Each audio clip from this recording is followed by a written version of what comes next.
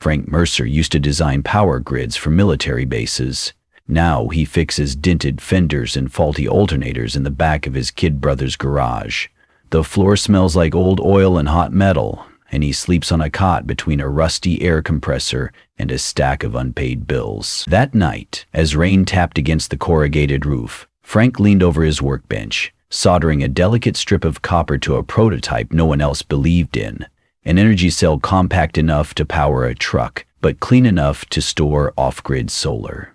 His hands were steady, but his heart was pounding. Not from fear, from hope. Hope that maybe, just maybe, he could still build something no one could take from him. 3 years ago, Frank had run Chatacell Energy, a promising clean tech firm out of Chattanooga, Tennessee. He had patents, a staff of 30, and the quiet admiration of venture capitalists sniffing around the next big thing in battery innovation. Then, piece by piece, it all unraveled. First came the board meeting where his own brother, Travis, motioned to temporarily reassign CEO duties during Frank's medical leave. Then came the audit, the asset transfers, and finally, his exile. Travis got the office, Ben Calhoun, Frank's old friend and co-founder, got the press, and Walter Mercer, their father, the cold industrialist with a grip like a steel vise and a heart to match, made sure Frank was cut out of the family trust for his own good. Frank didn't fight it then. He thought dignity meant silence. He thought they'd come around. They didn't. A sudden knock at the side door snapped him back. It was Travis, tall and sharp in a sport coat that screamed money and mouthwash. "Just checking if you're still planning to show up tomorrow?" he said, voice smug. "Wouldn't want my big brother skipping my big day." Frank nodded once, his eyes never leaving the prototype on his bench. "Wouldn't miss it." Travis smirked. "Front row, right?" Angela confirmed. "Oh, and Emily's coming. She's married now. To Ben. Small world." Frank's jaw tightened, but his voice stayed level. "Congrats to them both." Travis chuckled, then added as he turned to leave, "Dad's not coming, by the way. Still sore about, well, you know." After he left, Frank sat in silence. The hum of the prototype filled the room, steady as a heartbeat. He looked around the cluttered garage, his exile, his workshop, his bunker. He wasn't there to beg for anything. He was building the one thing they never saw coming. A way back. It started with trust and ended with betrayal that still made Frank's teeth clench when he thought about it. 3 years ago, Chatacell Energy wasn't just an idea in a garage. It was a thriving company, born from Frank's obsession with clean, resilient battery systems. He had built it from scratch, filing the core patents himself, designing the first commercial prototype on his kitchen table, and bringing in his childhood friend Ben Calhoun as co-founder to help scale it. Eventually, he invited his younger brother Travis into the fold to manage operations. Their father Walter, a retired logistics mogul, provided early seed money but never held back his judgment, calling Frank a dreamer with no stomach for hard business. But Chatacell was working. They had contracts lined up across Appalachia and were piloting systems for rural electric co-ops. Frank believed he had finally earned the respect of the men who had always looked down on him. That illusion shattered when Frank was diagnosed with a heart condition and agreed, temporarily, to let Travis assume his duties as acting CEO during his recovery. That's when the empire started slipping through his fingers. Travis wasted no time restructuring the board, pushing through changes that diluted Frank's control. Ben, once Frank's ally, sided with Travis for stability. Frank didn't know it then, but the betrayal was already in motion. Backroom deals, a sudden internal audit alleging irregularities, and calls from investors mysteriously drying up. Walter, always cold but never cruel before, pulled the final thread. He froze Frank out of the family trust and publicly praised Travis as the son who understands real business.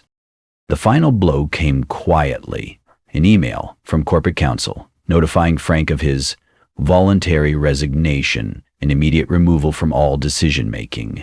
By the time Frank recovered enough to fight, the paperwork was airtight. His company, his patents, his vision, it was all gone. Frank didn't scream. He didn't file lawsuits. He didn't make a scene.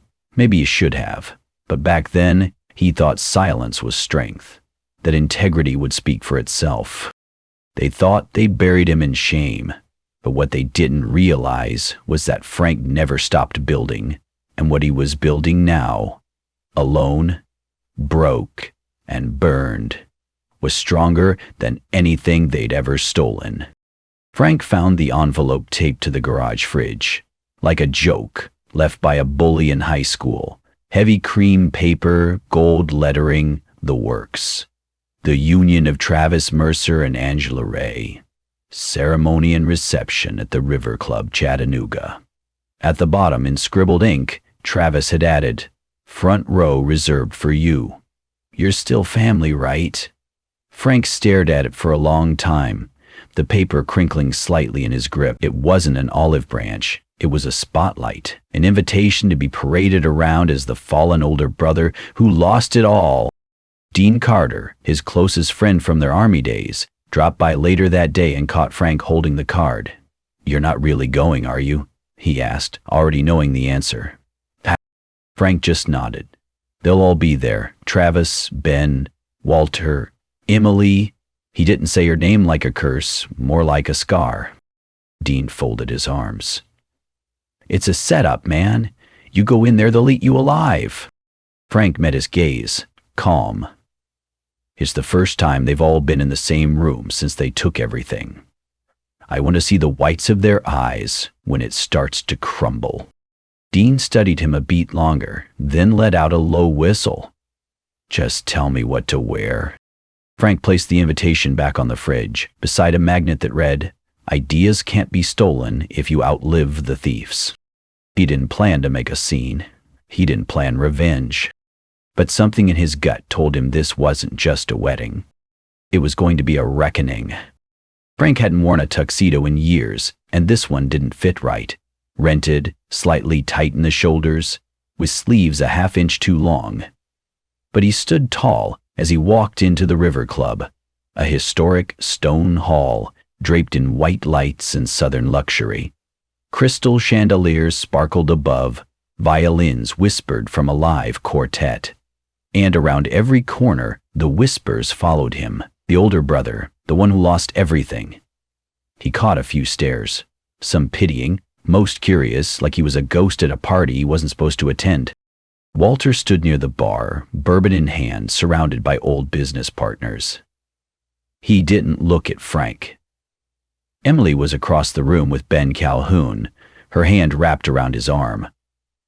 She looked different, polished, hollow, like someone who'd trained herself to forget the man she once loved.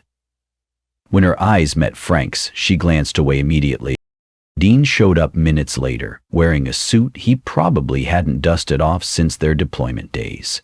He handed Frank a flask as they sat near the back. "You sure you don't want to sneak out before the speeches?" Frank took a slow sip, eyes locked on the head table. "No, not yet." Then she walked in, Angela Ray, the bride-to-be, radiant in a sleeveless ivory gown. She looked nothing like the women Travis used to chase, and yet she carried herself with the calm precision of someone who'd seen things she couldn't unsee. As she passed down the aisle, her eyes briefly met Frank's. There it was. Not pity, not curiosity. A signal. She knew something. The ceremony was short, sweet, and scripted. Applause, kisses, flashbulbs. But something beneath the polished veneer felt wrong. Too rehearsed. Too desperate. As if the whole event was a stage play designed to show the world who'd won and who'd lost. As the guests moved toward the ballroom for the reception, Dean leaned over. "She looked at you, Frank, not by accident." Frank nodded slowly, the whispering crowd melting into background noise. He wasn't just here to watch. Something was coming, and Angela Ray was about to light the first match. The ballroom buzzed with champagne bubbles and fake laughter as Travis clinked his glass at the head table. The chandelier light caught his cufflinks. Custom made, probably from one of Frank's old vendor accounts. "If I could have everyone's attention," he called out, his voice smooth, cocky, confident. "I just want to thank you all for being here to celebrate the best day of my life." Applause, smiles. But Frank, seated in the front row like a circus exhibit, didn't move. "And I want to give a special shout out to someone real important to me," Travis continued, his eyes locking on Frank. "My big brother, Frank."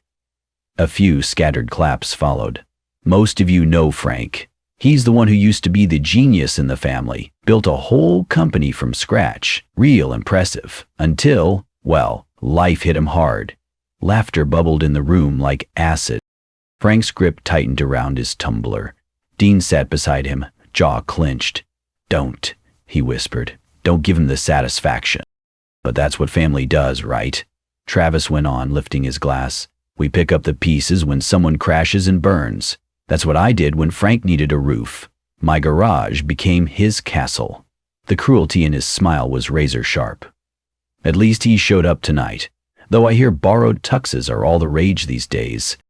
Gasps, nervous chuckles. Emily looked horrified. Even Walter looked away. And then Angela stood. She walked calmly to the mic, her dress flowing like water, her expression unreadable. "If it's all right," she said softly, "I'd like to make a toast too." The room fell silent. Travis laughed uncomfortably. "Honey, we already—" Angela ignored him. "To truth," she said, raising her glass. "To integrity, and to the lies people think they can bury with champagne and cover bands." Her voice sharpened, her eyes locked on Frank. "To the man who actually built something, and to the ones who stole it." The air left the room. Forks clinked against empty plates. Angela set her glass down, and the first crack in Travis's empire echoed like thunder. Angela didn't flinch. Not when Travis hissed her name, not when Walter stood up in alarm, not even when Emily's wine glass tipped and shattered on the floor. She took the microphone with both hands, steady as stone. "I wasn't just planning a wedding," she said. "I was reading. Emails, board minutes, transfer memos. I read everything." A slow murmur spread through the room like smoke. "I found the shell companies," she continued. "The ones Ben Calhoun used to funnel patent licensing fees, patents Frank Mercer offered, to offshore accounts." Ben had vanished from the head table, already sensing what was coming. "I saw how Walter Mercer leveraged old investor connections to muscle Frank off the board. I saw how Travis rewrote internal valuations to make Chatacel look unprofitable just long enough to trigger an emergency leadership shift. One Frank didn't even know he voted for." Travis lunged for the microphone. "Angela, this isn't the time." She sidestepped him like a practiced fencer. "Don't you dare pretend you're surprised." Frank sat frozen, hands clasped. Dean leaned in. "She's detonating the whole damn room." Angela pulled a thick envelope from under the podium and held it up. "I've submitted all this, every document, every recording, every forgery, to the Tennessee Securities Division and the Department of Commerce. The evidence is now part of an active investigation. That means you can't bury it, you can't buy it, and you damn sure can't ignore it." She turned to the stunned crowd, her voice rising. "This man," she pointed at Travis, "married me thinking I'd play the part. Look pretty, stay quiet, and never ask questions." Her gaze shifted back to Frank. "But I wanted to know who built the thing they stole. So I looked, and what I found wasn't failure. It was brilliance that got robbed blind."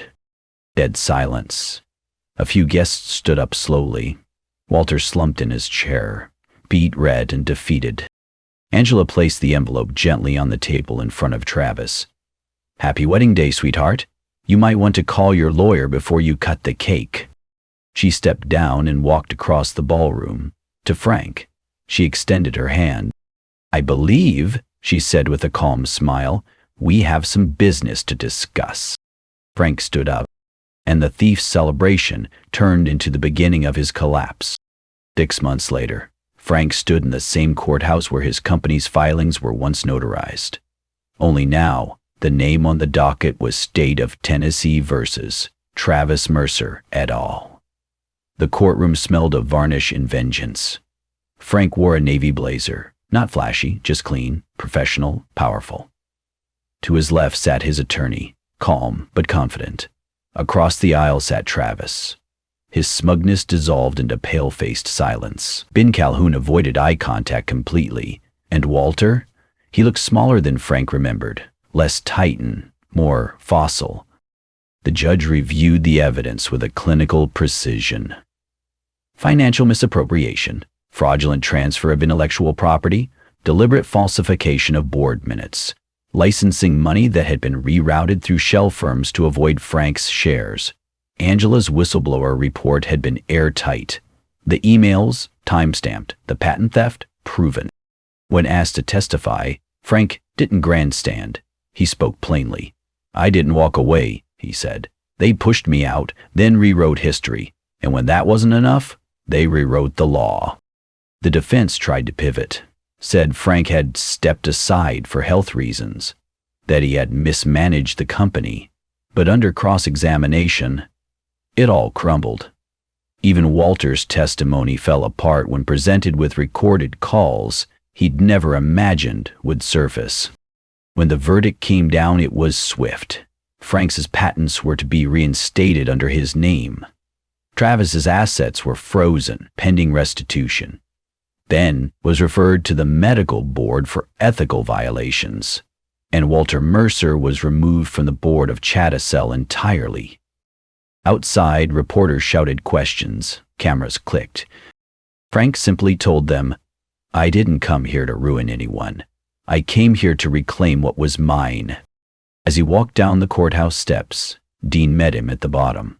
"You know," he said, slapping Frank's shoulder, "that's the quietest burn I've ever seen, and the most effective." Frank nodded, gaze steady. "They set the fire. I just made sure it burned clean." Justice didn't need to be loud. It just had to be permanent. Frank didn't throw a party. He didn't buy a new car or fly off to celebrate.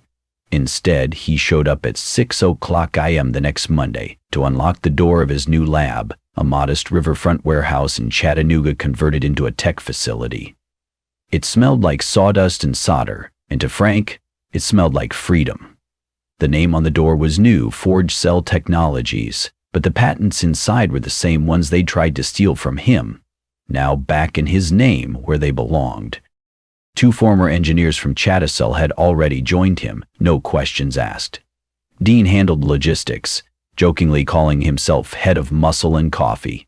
Angela, now separated from Travis and legally untangled, stepped in as interim CFO. Investors who had once ghosted Frank were suddenly very interested. But he didn't rush. He picked only one, an Arizona firm that believed in the tech and the man behind it. Late one night, as Frank stood at his workbench fine-tuning the prototype's voltage regulator, Angela walked in with a file. "Our projections beat every benchmark," she said, smiling. "You didn't just come back, Frank. You're about to leave them behind." He didn't answer right away. He looked around at the clean space, the humming servers, the low whir of the prototype he once thought he'd never finish. Then he said, "Let's do the work. Let the proof speak for itself." A few days later, his phone buzzed. A text from Emily. "Would you meet me for coffee?" Frank looked at it, then placed the phone face down. Some things weren't worth revisiting. He didn't need an apology. He had evidence now, proof that you could take everything from a man, but if he still had his mind, his hands, and a reason to fight, he'd build something better. And this time, no one would take it away. The call came in just after midnight. Blocked number. Frank almost didn't answer, but curiosity got the better of him. "Frank, it's me," came the voice on the line. Strained, quiet, and unmistakably Travis. There was no arrogance left, just desperation. "I know I don't deserve your time, but I'm in a bad place. I lost the house. Ben's testifying against me. Dad won't take my calls. Look, I made mistakes. I got caught up in things. You've always been the stronger one, you. Frank cut him off. What do you want, Travis? A pause. Then, as expected, a chance. Maybe a loan to get back on my feet. I've been humbled. I mean it. I'm not that guy anymore. Frank stared out the window of his home office, the river glinting under moonlight. For a moment he remembered being kids, Travis trailing behind him on a rusted-out BMX, always talking fast, always chasing the spotlight. Frank had given him a place in Chattisel because of family, and family had burned him for it. I gave you everything once, Frank said, voice steady. You buried me. Now you want a hand up? Travis stammered. I thought maybe we could move past it, family. Frank exhaled. This number's no longer in service. And he hung up. No yelling, no threats. Just a quiet boundary, drawn with steel. The past didn't own him anymore. And neither did the people who once did. Frank stood alone on the bluff overlooking the Tennessee River, sunrise painting the water in amber streaks. The city was waking behind him, but he didn't hear traffic or noise, just the steady hum of clarity. They had taken his company, his name, his pride. They tried to humiliate him, erase him, bury him. But what they didn't understand, and never would, is that a man's worth isn't in his title or his balance sheet or the applause in a ballroom. It's in his backbone. Frank hadn't gotten even. He'd gotten right. He didn't scream or destroy or crawl. He rebuilt, quietly, carefully, unapologetically.